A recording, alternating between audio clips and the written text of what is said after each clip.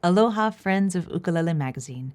Craig Chi and I are thrilled to be able to give you some tips to help you get your playing to that next level. We are actually doing a 3-part series here with Ukulele Magazine. So here we are. Welcome to part 1. Craig and I have always told our students, in order to be able to progress, you need to have goals, and you need to keep those goals in mind every day. It's very easy to practice the same things over and over again and just have fun playing songs or playing techniques that you really enjoy. But you'll find that you don't progress as quickly as if you've practiced some of that harder stuff.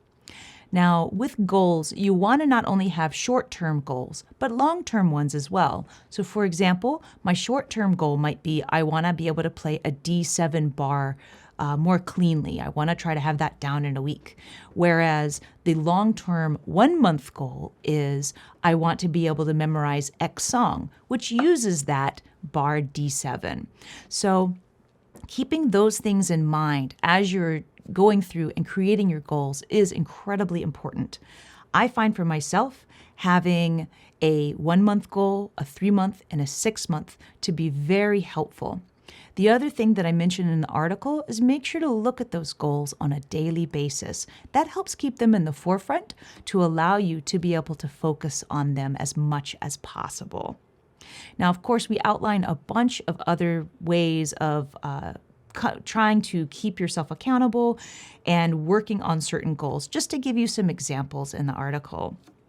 The other thing that we also talked about in this particular series is we go over some different ways of notating things. I found for myself sometimes that if I could notate it, I would have a much better time memorizing it. And I don't necessarily mean reading sheet music. Just being able to write, the arrows and the ands and being able to break down the strumming patterns into either 8th notes or 16th notes.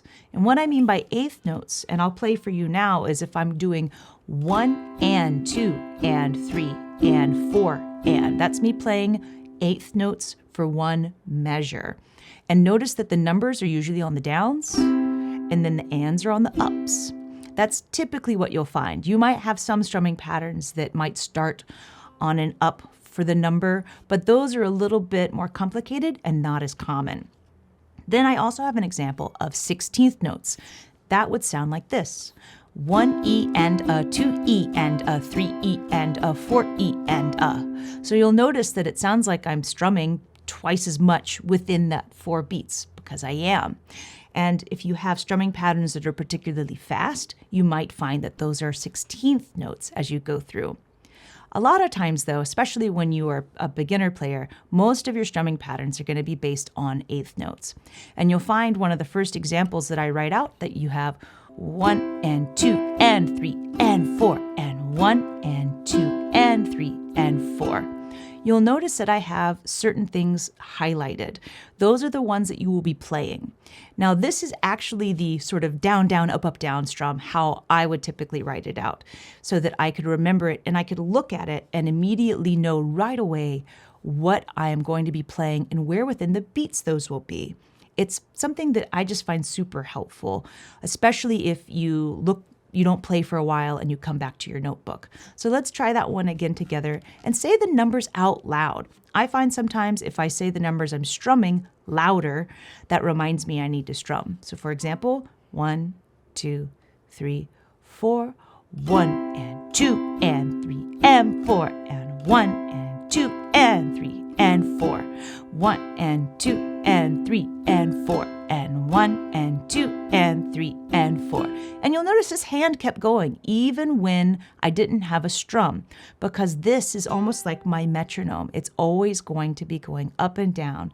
And the great thing about this is if I messed up the strumming pattern, I'll still be in time and it won't seem as drastic.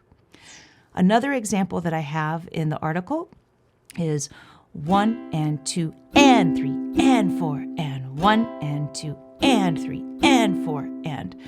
The great thing about this is it's showcasing how you can write out those syncopated rhythms and really know where in time you'll be playing your strums. If I was to just write it out saying, oh, it's down, up, up, it won't make as much sense later when you're going back and looking at your notebook. You think you're going to remember, but you probably won't. So finding a way to write it out where you have the downs and the plus symbols or the ampersands, the ands, is something that I think is really beneficial. So let's try that one together one more time. And remember, this hand's still moving, but I'm only playing on the highlighted ones. So here we go. 1, 2, 3, 4. 1 and 2 and 3 and 4 and 1 and 2 and 3 and 4 and 1 and 2 and 3 and 4. 1 and 2 and 3 and 4. Nice. So it's not too bad, right? Now, one of the other things that I also mentioned in the article, and this kind of goes back to goals for a little bit, is your C scale. I also mentioned a couple of different ways of writing out said C scale so that you could practice it and not necessarily have to know music notation. We're going to go more into scales in the next article. Craig is actually going to be taking us through a couple of variations and different ways of utilizing these scales almost as warm-up exercises so that you can get better with your tone as well as timing and just general techniques. So definitely look forward to that in our second article. Now, the last thing I want to leave us with is talking just a little bit about chord transitions. This is something that I'm going to go very in depth on for the third article. And to me, practicing chord transitions is so incredibly important.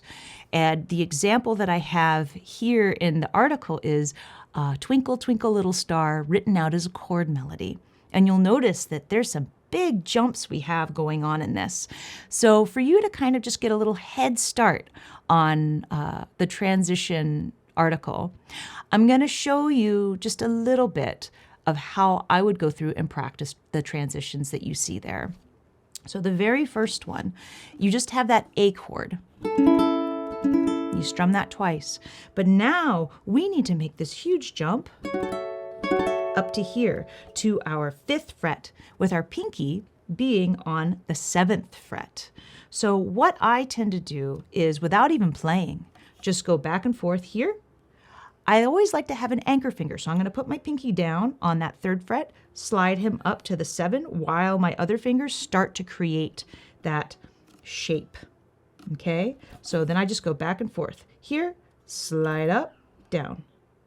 Go back down, here, add your pinky, slide up, and notice how my fingers are already kind of going to that shape already. I'm purely thinking just about these, and I'm not playing anything, so I don't have to press really hard. Just going back and forth, back and forth, back and forth. Then I might try just strumming once, and then slide up, slide down, slide up. And this may seem boring, but you need to have lots of hours on something before you really have it under your fingers. And so for me, this is a great way of practicing my transitions. The next one, I think about what doesn't need to move, because the next transition is here to here. Whoa, so high. So I'm on the 7th and the 9th frets here. So again, I have, and I'm scooting up. Notice how my pinky and my ring finger are already on the correct strings. So what I'm going to end up doing is lifting up these 2 fingers, moving this ring up, and then scooting everybody up, adding my fingers. So again, back here, move it up, whoop. Now I'm lifting these fingers out of the way much higher than I normally would, just for video's sake, so you can see what's happening. But normally it would be a very quick and smaller movement. But you might find that as you practice this without strumming, that while you get used to the idea of keeping fingers on the fretboard, that you do move them out of the way, then put them down, come back, move them out of the way, come back. Now the great thing about going back and forth is you're actually practicing the next transition. So the whole part is the A, pinky down, slide up to the 5 and the 7, slide up 7 and 9, and then back down. Twinkle, twinkle, little star, right?